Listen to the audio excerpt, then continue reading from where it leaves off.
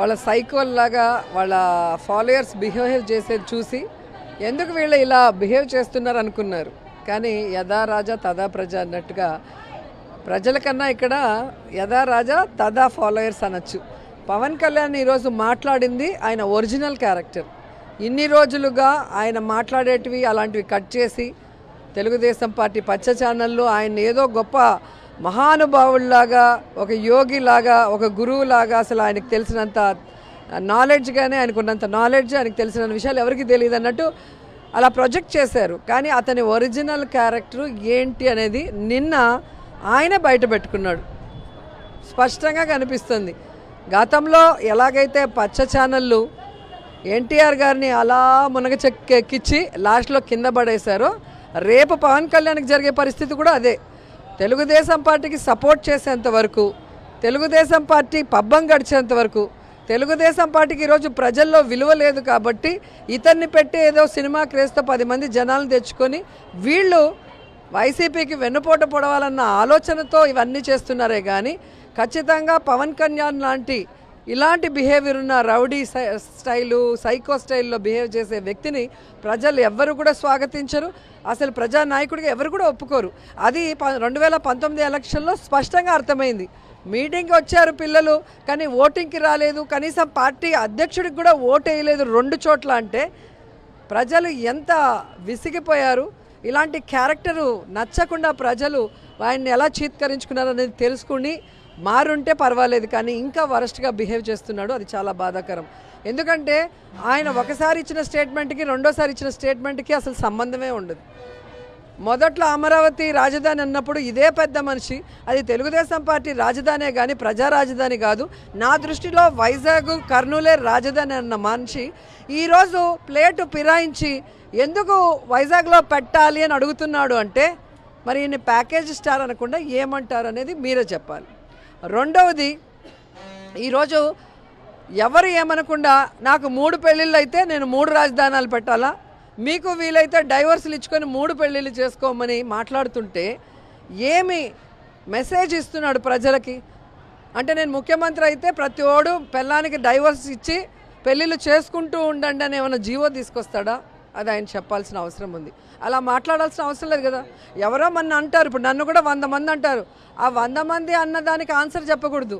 మనం ఒక నాయకుడిగా ఉన్నప్పుడు మనని ఇన్స్పిరేషన్గా మన కార్యకర్తలు ప్రజలు తీసుకున్నప్పుడు నువ్వు ఎలా బిహేవ్ చేయాలి, 3 రాజధానులకు నువ్వు సపోర్టా కాదా చెప్పాలి. కానీ ఈ విధంగా మాట్లాడటం అనేది కరెక్ట్ కాదు.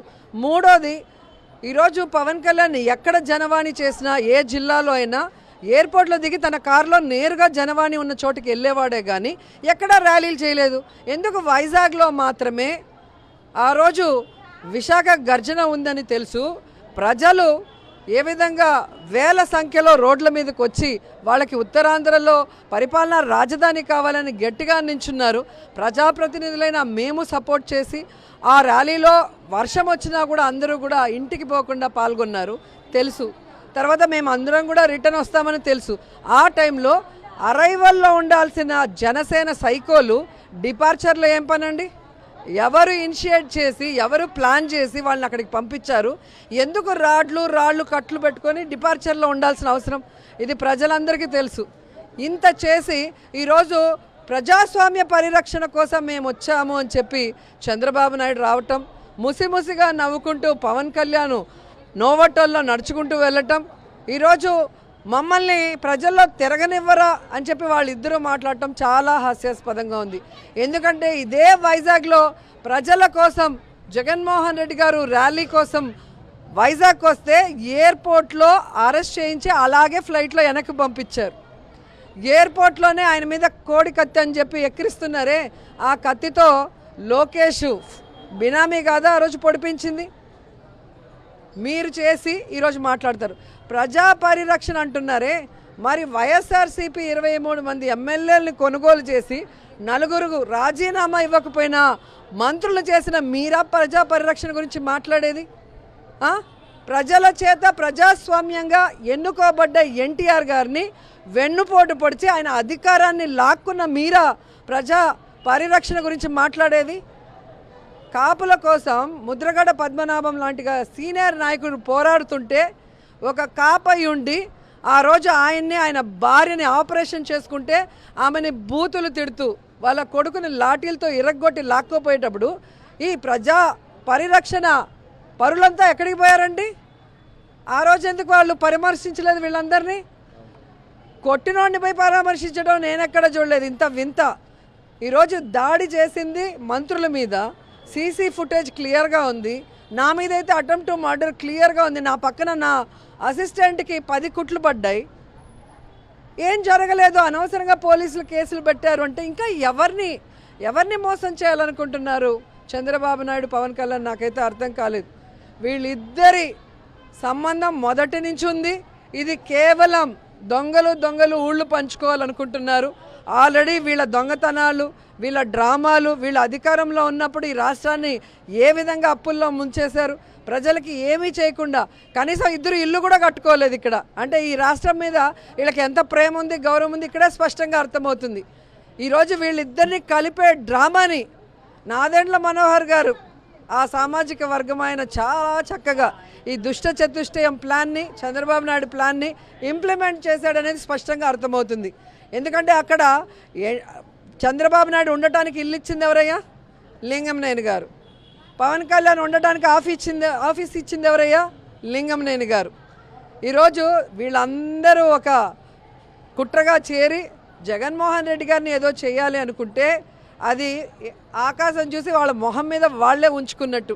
ఎందుకంటే ఈరోజు జగన్మోహన్ రెడ్డి గారు చిత్తశుద్ధిగా తాను ఎన్నో సంస్కరణలతో ఈ రాష్ట్రంలో ఉన్న ప్రతి ఒక్క ఇన్స్టిట్యూట్ని, అలాగే ప్రజలకు చేసే సంక్షేమం కానీ అభివృద్ధిలో కానీ ఎక్కడా కాంప్రమైజ్ అవ్వకుండా, ఎన్ని కష్టాలు వచ్చినా ఎన్ని అవమానాలు ఎదురైనా వీళ్ళు రాష్ట్రాన్ని అప్పుల్లో ముంచేసి అది ఎత్తుకొచ్చి జగన్ చేతిలో పెట్టినా కూడా ఈరోజు ఆయన సమర్థవంతంగా పరిపాలిస్తూ తన ప్రతి వాగ్దానాన్ని నెరవేరుస్తూ ఈరోజు ఆరోగ్యం కానీ, విద్య కానీ, ప్రతి ఒక్కరికి ఇళ్ళు కానీ, అలాగే గ్రామాల్లో రోడ్స్ కానీ, డ్రైనేజెస్ కానీ, లైన్స్ కానీ ఏదైనా కూడా ఎప్పుడు చెప్పే విధంగా ఈరోజు చెప్తున్నాను.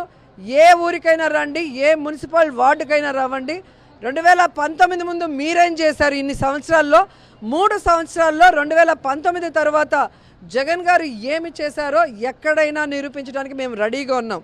మీకు ప్రజల్లోకి వస్తే చెప్పు దెబ్బలు పడతాయన్న భయంతోనే ప్రజల్లో రాకుండా పచ్చ ఛానళ్ళు ఉన్నాయనేసి ఏసీ రూముల్లో మాట్లాడితే ప్రజలు పిచ్చోళ్ళు కాదు, ప్రజలకు అంతా తెలుసు. సరి అయిన సమయంలో సరిగ్గా ఇస్తారు. 2019లో రాయలసీమ వాళ్ళకి చంద్రబాబు నాయుడు గురించి తెలుసు కాబట్టే ఏ విధంగా 3 సీట్లతో కుదించారు. ఈరోజు ఉత్తరాంధ్రలో పరిపాలన రాజధాని వద్దన్న మీకు రేపొద్దున ఎలాంటి పరిస్థితి ఎదురవుతుందో చూడండి. 175కి 175 జగన్మోహన్ రెడ్డి గారికే వస్తుంది. మీరంతా మూటముళ్ళ సర్దుకొని హైదరాబాద్కి వెళ్ళమని చెప్పి కూడా చెప్తున్నాం. కోస్తా జిల్లాలో ప్రత్యేకించి కాపు ఓటర్లను దూరం చేసే విధంగా ఈరోజు పవన్ కళ్యాణ్ మాట్లాడుతున్నారు. ఒక అధినేత అయ్యుండి చెప్పు చూపించడానికి ఒక విజ్ఞత ఏ విధంగా చూడాలంటారు?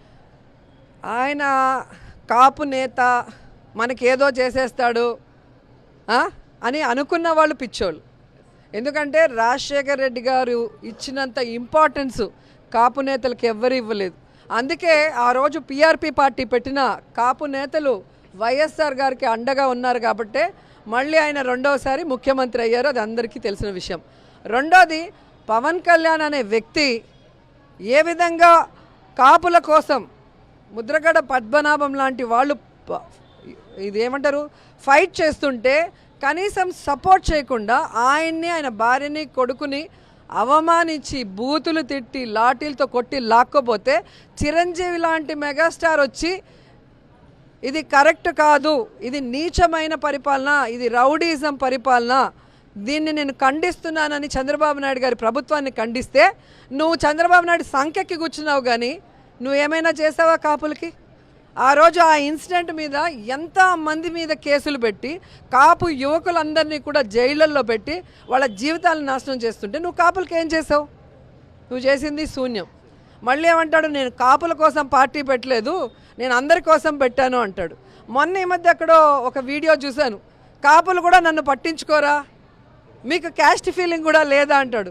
నువ్వు క్యాస్ట్కి ఏమైనా చేస్తే ఫీలింగ్ వస్తుంది, నువ్వేమీ చేయకుండా వారికి అన్యాయం చేస్తున్న చంద్రబాబు నాయుడు సంఖలో ఎక్కి కూర్చొని ఇప్పుడు మళ్ళీ వాళ్ళని మాట్లాడేది కాకుండా చెప్పు చూపించి ఈరోజు మా ముఖ్యమైన కాపు నాయకులు ఎవరైతే ఉన్నారో వాళ్ళందరూ కూడా ప్రజల అభిమానంతో ఎమ్మెల్యేలు అయ్యారు, మంత్రులైన వారు. వాళ్ళని చూపిస్తే ఇక మీ సైకోళ్ళు మా యొక్క వైఎస్ఆర్ అంటే వైఎస్ఆర్ గారికి అలాగే జగన్ గారికి సైనికులుగా ఉన్న వైఎస్ఆర్సీపీ పార్టీ వాళ్ళు మీరు మోదుకుంటే ఎలా ఉంటుందో ఖచ్చితంగా 2024లో మీరు చూడబోతున్నారు. జన సైకోలకి అలాగే జగన్ సైనికులకి 2024లో జరిగే యుద్ధంలో 175కి 175 వైఎస్ఆర్సీపీకే దగ్గుతుంది. ఈరోజు ఇలా మొరిగేవాళ్ళు, ఇలా చెప్పులు చూపించేవాళ్ళు వాళ్ళని వాళ్ళు ఆ చెప్పులతో కొట్టుకునే పరిస్థితి వచ్చి హైదరాబాద్కి